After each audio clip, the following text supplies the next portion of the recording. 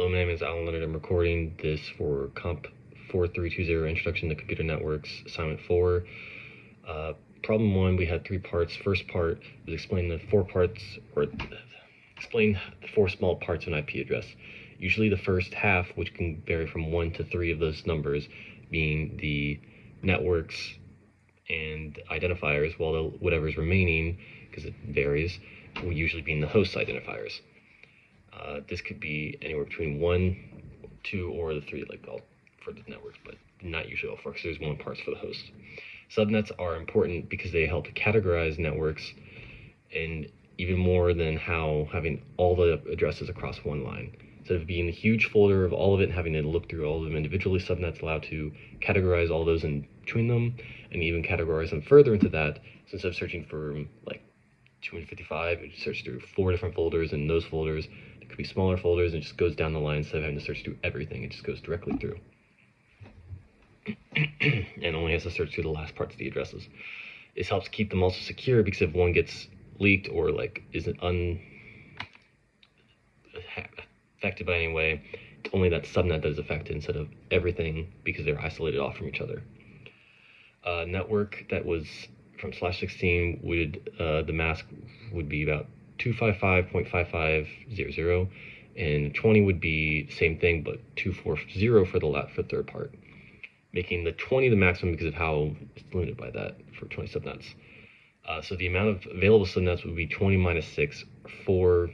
From that you find 2 to the 4, so 16 subnets are available. Well, the maximum number of hosts is 4,096 because of the determinant of the 20, which is 4,096 minus 2, so 4,094 available hosts. For part 2, we had to talk about classless interdomain routing. Is a form of IP address allocation that uses the prefix instead of the 5 classes that we usually use. And this works through having a slight addition to it, which is like that slash, whatever the number is, determining where it fits in that 5 classes already. Makes it much simpler instead of having all the different like classes and going through the different math of finding it. Instead, it would be found through just that direct thing and have a table of like 32 instead. This destroys a lot of the needed tables and everything, giving a lot more speed, up the efficiency of this process over others, and networks are able to subnet more because of how direct this is across them. And an internet service provider would be able to assign a large block using this, for example, and then divide that into much more smaller things that it's organizing across, and those can be even further subnetted because of how much extra space is available at this point. For the third part, explain the DHCP process, etc. The dynamic host configuration protocol works in a few steps. Clients, or me, would ask a server for a IP address. Server sends back an available IP address. I then request that specific IP address, and then they lease it to me. Through this process, there are a few parts of the data specification, like of the IP address, doesn't work. There would be a few other commands in there, like asking for a different one, then, etc., saying this one does not work in this, what we need, etc. But that is how it mainly works. And the configuration helps in a few ways by automating IP addresses being assigned and preventing conflicts with other ones by keeping track across them all. So that way, when being added, we don't have multiples of the same one, but also prevents how usually would be 1 to 1 to 1 to 1. This one just finds a random one, gives it, and then if eventually it's taken back, like the server or the client leaves, the client sends a request saying that they're leaving, so the server knows that it's now available for usage again. It can free up space much easier instead of having to shoot everyone over the side.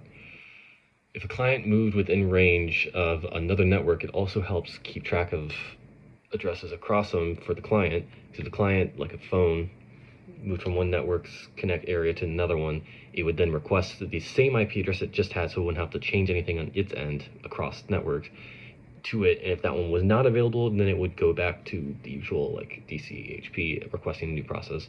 But if it was available, it would be able to take that address. The client now has the same one it had before, and makes it much smoother and easier connecting to other things instead of having to completely change everything it had or was currently using in this different subnet.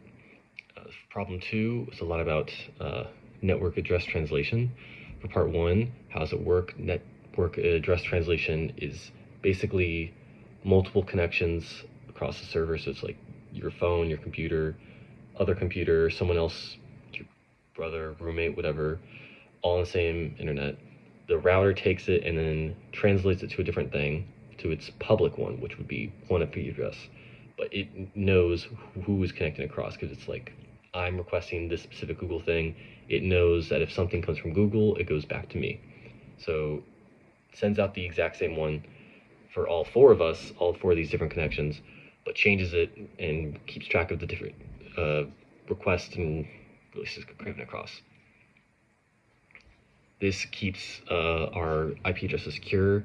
It makes a much more efficient when going across, and this table is able to translate everything back to the correct IP address.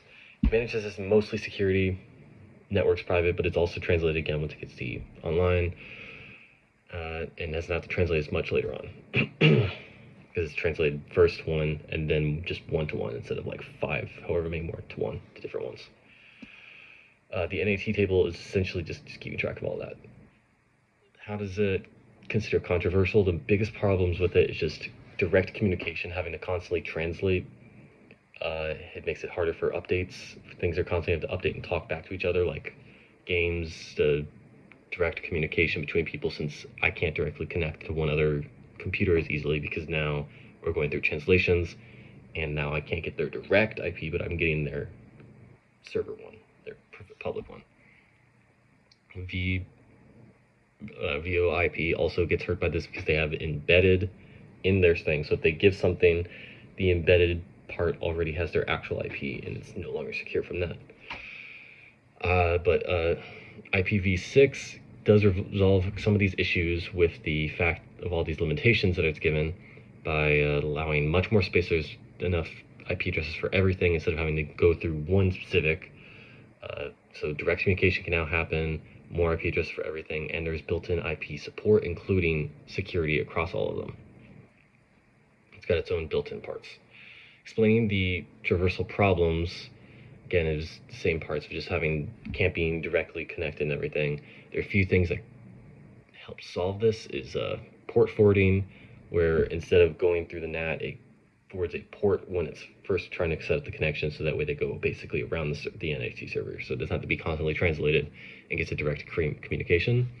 There's stun, which process that lets an NAT IP address knows the NAT like translation address, so it embeds that one instead, and then it goes through. So that way you can still have VoIPs going through with embedded IP addresses, but they're using the new NAT, the NAT IP address, and makes it more secure through that. Or lastly, like VPNs. VPNs are useful for this because they create a remote host in the NAT already. So then the connection goes before the NAT and then goes through the NAT to their direct servers. So the connection is direct and then has the translation afterwards. Propose a strategy to enable success through remote clients that must access behind a private server. My thoughts on this would be most likely just go with port forwarding, because it would give that direct connection using the port behind the NAT servers or router or whatever is being used to do that. And for problem 3, I have it written down about how the companies, A needs 4,000, B needs 2,000, C needs 4,000, and then D needs 8,000. So I went through 4,000, showed that up to 198, where they all start at 198. First one, A, starts at 16.0, goes to 16.15. B goes from 16.16, because it skips over the very last part of 15, goes up to 16.23. C goes from 24 to 39, which rounds up to about 40, which starts us at D, first one being 198.16.40.0, that being the first part, even though you skipped the first and last one, and the last one being 198.16.71.225, which basically rounds up to about, I say rounds up, it translates to about 32 extra from the point, the 19 that is being used for the class. So the allocated blocks would be 198.16.40/19, showing that with about 8,192 addresses. That sounds about right. Okay. Thank you.